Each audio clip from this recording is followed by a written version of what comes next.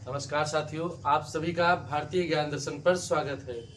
आज हम लोग बात करने वाले हैं वर्णमाला पे। तो पिछली वीडियो में हमने वर्णमाला पर चर्चा की थी। वर्णमाला में वर्ण क्या होते हैं, वर्ण के दो पार्ट थे, स्वर और व्यंजन, वो भी बताया गया था आपसे। स्वर कितने होते हैं और स्वर के भेद के बारे में हम लोगों ने पढ़ा था। तो स्वर दो प्रकार के आपने देखे थे। एक था उच्चारण में लगने वाले समय के आधार पर स्वरों का विभाजन किया गया था, और दूसरा बताया गया था उच्चारण स्थान के आधार पर। क्लियर? तो उच्चारण स्थान के आधार पर स्वर बताए गए थे। तो आपको पहले उच्चारण स्थान बताया गया था कि 5 उच्चारण स्थान हैं जहां से वो स्वर बोले जा रहे हैं, और उन्हीं उच्चारण स्थान से कुछ व्यंजन भी बोले जाएंगे। तो जब हम लोग व्यंजन पे चर्चा करेंगे तो उस पर भी बताएंगे। अब बात करते हैं जो स्वर हैं, स्वर के दो भेद पढ़े थे। आगे जो अन्य भेद हैं, अन्य तरीकों से जो स्वरों को डिवाइड किया गया है, उस पर चर्चा करते हैं। ठीक है? तो जो लोग नए व्यूअर्स हैं, जो लोग पहली बार वीडियो को देख रहे हैं, पहली बार चैनल पे आए हुए हैं, वो लोग सबसे पहले चैनल को सब्सक्राइब कर लें। ठीक है दोस्तों, बात करते हैं स्वर की। स्वर के भाग हमने 2 कल पढ़े। अब बात करें अगर स्वरों का, तो स्वरों का एक प्रकार है सजातीय स्वर और विजातीय स्वर। ठीक है? सजातीय स्वर और विजातीय स्वर।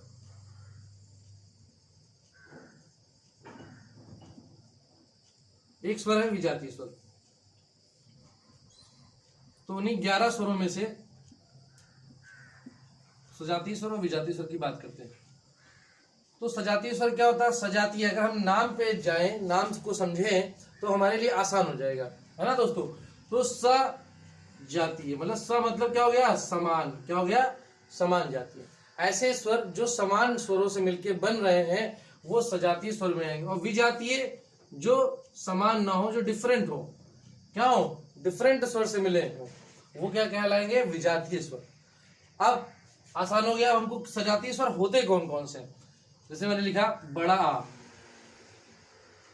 बड़ी ई, बड़ा ऊ। ये क्या है? ये हमारे हैं सजातीय स्वर। क्या है? सजातीय स्वर। अगर इनको तोड़ा जाए, देखिए अगर मैं इनका विच्छेद करूं तो बड़ा किससे मिलके बनता है? छोटा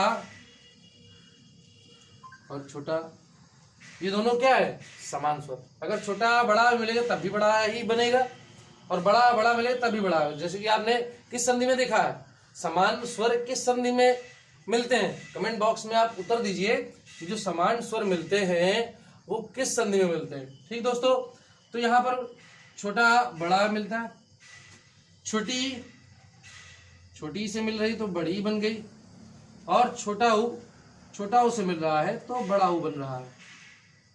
तो क्या है? ये समान स्वरों से मिल रहे हैं, एक ही परिवार से मिल रहे हैं। मिश्रा जी से मिल रहे हैं, ठाकुर जी से मिल रहे हैं, यादव जी से मिल रहे हैं। तो समान जातियों से मिल रहे हैं, मतलब समान स्वरों से मिल रहे हैं। इसीलिए इन स्वरों को क्या कहा जा रहा है? सजातीय स्वर। ठीक है? भूलना नहीं है आपको। अब बात करते हैं हम लोग विजातीय स्वर पे। विजातीय स्वर क्या होता है? जैसा मैंने बताया कि डिफरेंट मतलब अलग हो, भिन्न हो। जो स्वर मिले तो क्या हो? भिन्न स्वरों से मिलते हो, तो वो किसमें आएंगे? विजातीय स्वर में आएंगे। तो विजातीय स्वर की श्रेणी में कौन कौन से हैं? कौन है विजातीय स्वर? जानते हैं आप लोग। जल्दी से जो प्रश्न पूछा गया है कमेंट बॉक्स में उत्तर दीजिए। विजातीय स्वर की बात करें अगर हम लोग, वो हो गए ए, ऐ, ओ और औ। ठीक है? तो मैंने बताया कि भिन्न स्वरों से मिले हैं। तो अब इसको अगर हम तोड़े, ए किससे मिलेगा? आ और ई। जब आ और ई मिलेंगे तो क्या बनाता है? ए बनाता है। आप उत्तर दीजिए। आ और ई मिलके ए बनता है। तो ये जो मिल रहे हैं वो किस संधि में मिलते हैं? आ और ई मिलके ए बनाते हैं। तो ऐसा किस संधि में होता है? कमेंट बॉक्स में उत्तर दीजिए। फिर ए को अगर हम देखें तो ए किससे मिलता है? आ और ए।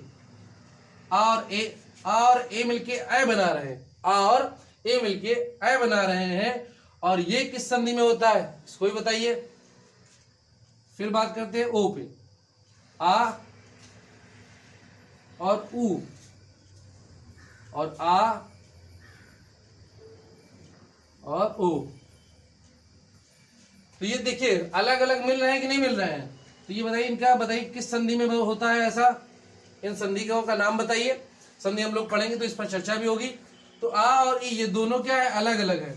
पहले वाले में एक ही समान स्वर मिल रहे थे, अब यहाँ पर भिन्न स्वर मिल रहे हैं, आ है और ई। भाई आ और ई दोनों अलग अलग स्वर है, तो ये क्या हो जाएगा, इसीलिए इनको क्या कहा गया, आ और ई से मिलके बना कौन, ए बना, ए बने, ओ बने और औ बने, डिफरेंट डिफरेंट स्वरों से मिलके, इसीलिए इनको क्या कहा गया, विजातीय स्वर। अब तो नहीं भूलेंगे, सजातीय स्वर और विजातीय स्वर में जो भी कंफ्यूजन है वो आज दूर हो जाएगी।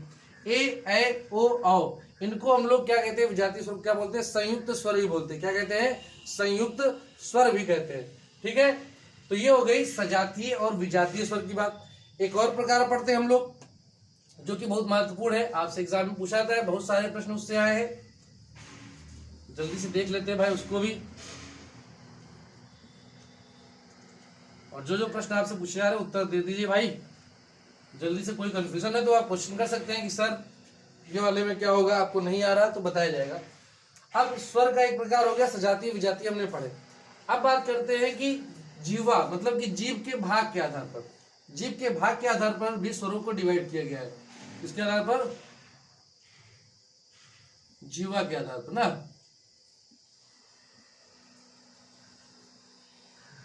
जीवा के भाग के आधार पर।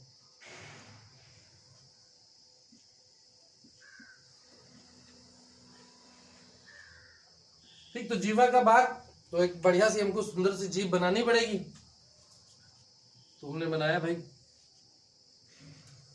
ये देखिए बन गई। इसको हमने पार्ट कर दिए 3। क्या कर दिए, 3 पार्ट कर दिए। अब इससे आपको तुरंत समझ में आ जाएगा। इसको हमने पार्ट किया, क्या कहा, अग्रभाग।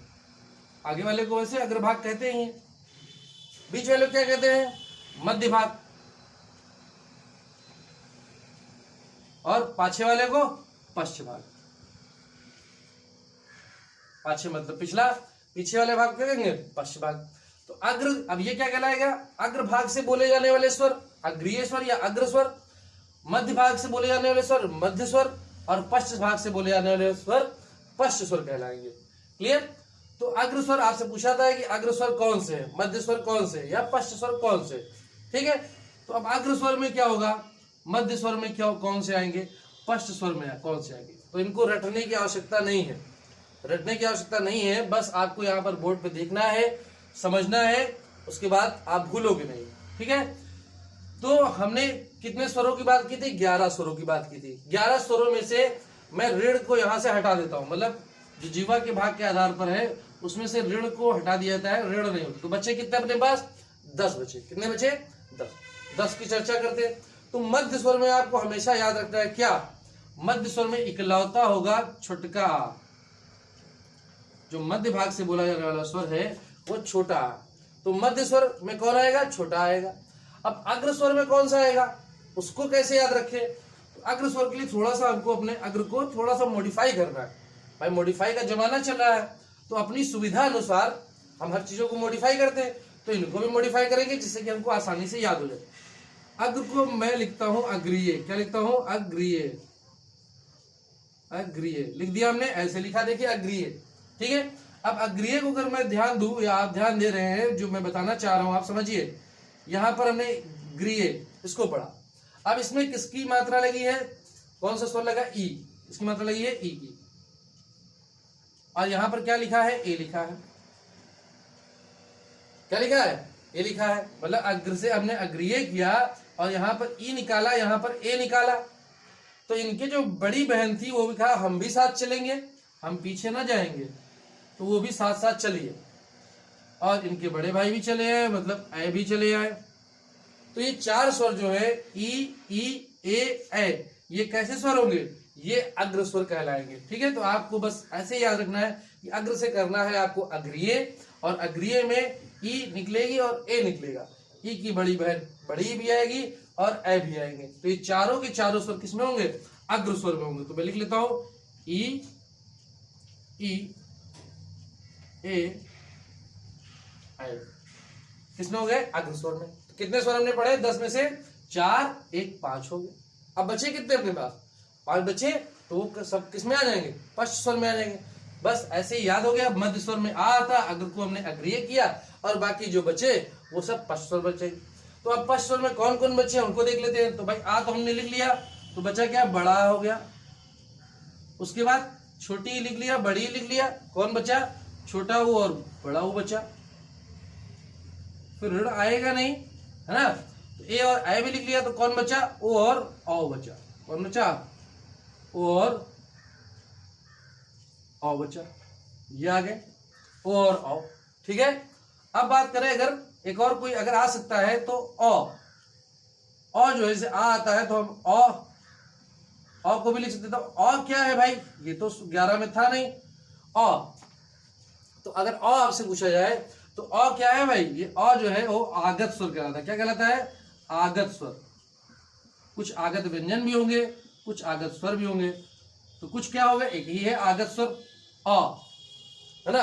अब ये अगर आपसे पूछा जाए औ जो है आगत स्वर वो किस भाषा से लिया गया है, इसका उत्तर आप कमेंट बॉक्स में दीजिए कि वो किस भाषा से लिया गया है। और जो है आगत स्वर जिसको मैं कह रहा हूं वो किस भाषा से लिया गया, ठीक है। तो ये बात हो गई। पश्च स्वर में ये 5 स्वर आ गए, मध्य में छोटा है और अग्र में अग्र को मैंने अग्रिय किया, ई ए और ए आ गए।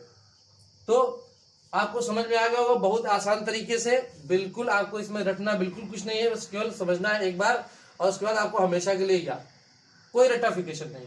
तो ये हो गया हमारा दूसरा पार्ट स्वर का जिह्वा के भाग के आधार पर।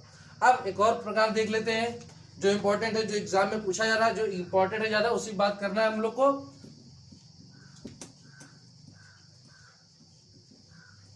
ये हो गया। अब किस पे बात करना है भाई, तो अब आपने सुना होगा कुछ स्वरों के बारे में, संवृत्त स्वर, विवृत्त स्वर, है कि नहीं। ये भी बहुत कंफ्यूजन है लोगों में कि संवृत्त स्वर कौन से हैं, विवृत्त स्वर कौन से हैं। तो आज चलो हम लोग कंफ्यूजन को दूर करते हैं। कंफ्यूजन दूर करते हैं भाई अपनी। तो संवृत्त स्वर और विवृत्त स्वर, तो इनका अगर आधार पूछा जाए किस आधार पर इनको डिवाइड किया गया है, तो सबसे सिंपल सा आधार क्या है कि उनका मुख के खुलने के आधार पर। क्या बताया जाता है कि मुख के खुलने के आधार पर। तो मुख के खुलने के आधार पर 2 प्रकार के स्वर बोल दिए गए, संवृत्त स्वर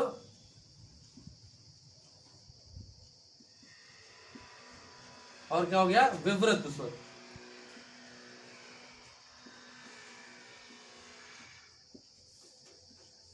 संवृत्त स्वर और विवृत्त स्वर। तो संवृत्त स्वर में क्या आएगा, आप संवृत्त स्वर का आधा कर लेते हैं। ये उपकप्तान है हमारे, अर्ध संवृत्त,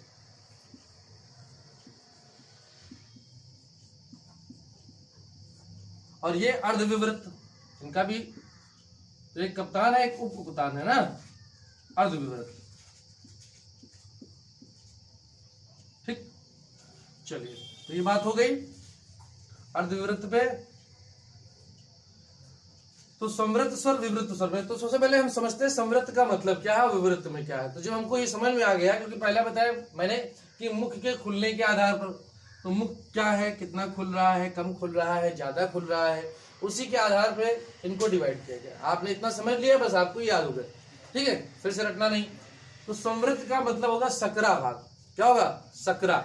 ऐसे स्वर जिनको बोलते समय हमारा मुख जो है एकदम सकरा हो, संकीर्ण हो, नैरो हो, है ना, कि जो है जगह ना हो ज्यादा, है ना। मतलब मुंह जो है और जीभ है, तो वो छत का अगला भाग और जीभ जो है क्या है, दोनों आपस में चिपके रहे, मतलब उनके बीच बहुत ही कम जगह हो, है ना। मुंह बंद किए ही हम एकदम बंद अवस्था में उन स्वरों को बोल सके। तो ऐसे स्वर किस में आएंगे, संवृत्त स्वर में आएंगे। और ऐसे स्वर विवृत्त का मतलब जब मुंह जो है एकदम खुला हो, जितना ज्यादा आप खोल सके। तो आ से लेके औ तक में कौन से ऐसे स्वर है जिनको आप मुंह बहा के, मुंह एकदम फाड़ के, शेर की तरह दहाड़ के बोल सकते हैं, वो किस में आ जाएगा, विवृत्त स्वर में, ठीक है। तो बिल्कुल उसका अपोजिट है। एक में मुंह एकदम चिपका हुआ है ना, जो मुंह की छत है और जो जीभ है वो आपस में चिपके हुए हैं, आपस में एकदम पास पास में है। और एक में एकदम जितना अधिक से अधिक दूरी हो सकती है उसमें, ठीक है। और उसी से थोड़ा सा कम सकरा होगा, थोड़ी सी जगह होगी, अर्ध संवृत्त में आ जाएंगे। और उसी में अगर अर्ध विवृत्त है तो थोड़ा सा कम खुल रहा हो, उतना नहीं खोलने की जरूरत पड़ रही हो, तो अर्ध विवृत्त। क्लियर। तो बात करते हैं, समझते हैं। तो संवृत्त स्वर में जैसा बताया गया कि एकदम मुंह जो है बंद रहा हो, ठीक। कैसे कौन सा स्वर है भाई, देखिए मैं बात करूं अगर ई उ ऊ। अब भैया इसको बोल के देखो, बोल के देखो क्या मुंह खुल रहा है इसमें? मैं मुंह बंद कर, ई ऊ ई ऊ बोल रहे हैं तो क्या है, मुख एकदम जैसे मैं बताया कि एकदम सकरा है, बंद है ना। जीभ और जो छत है, ऊपर की जो छत है मुख के, वो दोनों आपस में चिपके हैं कि नहीं चिपके? तो किसमें आ जाएंगे? वही हो जाएंगे समृद्ध स्वर में। ठीक है। अब अर्ध समृद्ध में तो थोड़ा सा ओपन हो रहे हो, थोड़ा सा उससे बढ़ के, तो इसी से हमने निकाला, ई से क्या हो गया? ए ओ ए ओ ए ओ ए ओ। ठीक, कम मतलब उससे जितना वो एकदम बंद थे और यहाँ पर थोड़ा सा खुल रहे हैं, तो किसमें आ जाएंगे? अर्ध समृद्ध। ठीक है। विवृत स्वर की बात की जाए अगर, तो विवृत स्वर में मैंने क्या बताया कि मुंह एकदम आप शेर की तरह दहाड़ रहे हो, है ना। तो अगर आपको पकड़ लिया जाए और दो मुक्का मारे तो क्या करोगे? तो आ को बोलने पर जो बड़ा आ बोल रहे हैं हम, उसमें क्या है? एकदम अपोजिट है, दोनों एक दूसरे से बहुत दूरी पे है ना। जितना अधिक से अधिक खुल सकता है मुंह, वो खुल रहा है, तो किसमें आ जाएगा? विवृत स्वर में। अर्ध विवृत तो मतलब उससे कम, उतनी जरूरत नहीं पड़ रही है, बोल रहे हैं लेकिन उससे कम जरूरत पड़ रही है मुंह को खोलने की, लेकिन इनसे अधिक है, तो कौन से? अर्ध विवृत में आएंगे। तो बचे हुए भी वही है अपने पास। कौन कौन से बचा है?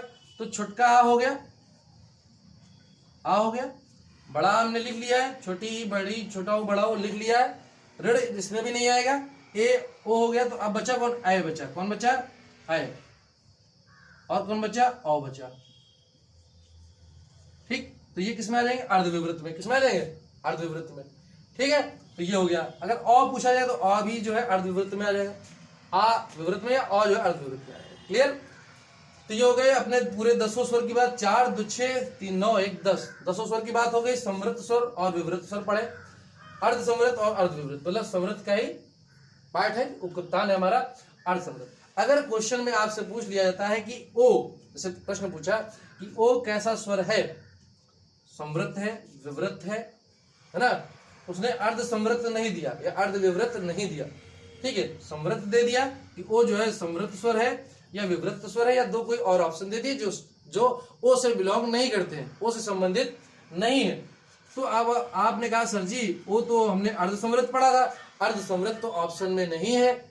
तो ऐसा नहीं कि ऑप्शन में नहीं तो अर्ध समृद्ध, तो अर्ध समृद्ध किसमें आ जाएगा भाई? है तो समृद्ध का ही पूरा रूप है कि नहीं, तो हम उसमें टिक कौन से लगाएंगे? समृद्ध स्वर में, क्योंकि अर्ध समृद्ध नहीं तो क्या होगा? समृद्ध में आ जाएगा, विवृत में तो चले नहीं जाएगा। तो इस बात का आपको ध्यान रखना है। ठीक है, तो ये हो गई समृद्ध स्वर और विवृत स्वर की बात। तो स्वरों के जितने इंपॉर्टेंट प्रकार थे उन पर हमने चर्चा कर ली है। अब हम लोग को बात करनी है, अब जो 11 स्वर थे उसके आगे भी 2 लोग थे। कौन थे? है ना। तो बचपन में जो बच्चे हैं तो उनको लगता है कि वो भी स्वर है, लेकिन हमको क्या बताया गया है कि वो स्वर नहीं है, ना तो वो स्वर है और ना तो व्यंजन है। तो भाई क्या है वो? क्या है भाई? बताओ जल्दी से, क्या है दोस्तों? बताओ बताओ जल्दी से भाई, पता करके बताओ हमारे जासूसों, जल्दी से। आप लोग तो पता कर लेते हैं भाई, तुरंत फटाक से पता करके बताते हैं। तो पूछिए, है कोई चाची मौसी? बताओ जल्दी, कौन है? तो कौन है वो? तो हमने ओ औ पढ़ा, औ के बाद क्या आता है अपना? अन, और दूसरा क्या है? ठीक है, अन और आहा। तो इनको हम अन और आहा बोलते हैं। तो कुछ लोग इनको भी स्वर में लेते हैं, लेकिन ये स्वर नहीं है, तो ना तो स्वर है ना तो व्यंजन है। तो इनको क्या बोलते हैं? अयोगवा। इन दोनों को क्या बोलते हैं? अयोगवा। प्रश्न में आपसे पूछेगा कि अयोगवा है ना। आपको एक ऑप्शन में ये भी दोनों मिलेंगे, या हो सकता है एक ही दे दे कि अन और आहा, छोटा बड़ा, छोटी बड़ी, ए ओ, कुछ भी दे सकता है। तो अयोगवा कौन होंगे? अपने ये 2 ऑप्शन होंगे, अन आहा। ठीक है, कभी कभी सिंगल एक एक वर्ड दे सकता है, तो केवल अन दे दिया है, आहा दे दिया, तो दोनों क्या हो गए? अयोगवा।